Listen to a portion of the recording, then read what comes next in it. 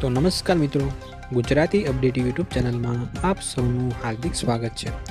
તો મિત્રો, તમને ખ્યાલ હશે કે થોડા સમય પહેલાં ગુજરાતમાં એક સાથે 37 આઈપીએસ અધિકારીની બદલી કરવામાં આવી હતી, જેમાં સૌથી વધુ ચર્ચા એકમાત્ર રાજકોટ રેન્જના આઈજી તરીકે નિમાયેલા નિર્લિપ્ત રાયની ચાલી રહી છે।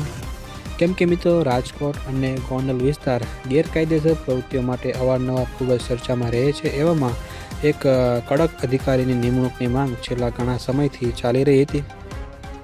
મિત્રો, ગુજરાતમાં ગુનેગારો જેનાથી ફળફળ ફફડે છે એવા બાહોશ અધિકારી નિર્લિપ્ત રાય રાજકોટ રેન્જ આઈજી તરીકે ચાર્જ સંભાળ્યો છે। ત્યાર પછી મિત્રો, તેઓ સીધા જ ગોંડલ ગયા હતા અને ત્યાંના પોલીસ વડાઓ સાથે તેમણે બેઠક કરી હતી।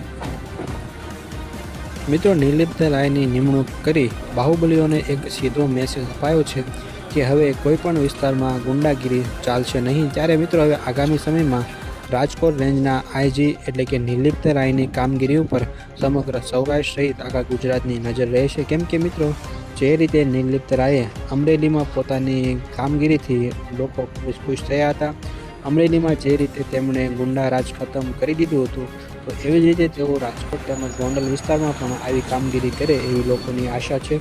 તો મિત્રો, તમારું આ વિડીયો વિશે શું કહેવું છે એ તમે કોમેન્ટમાં જરૂરથી જણાવજો।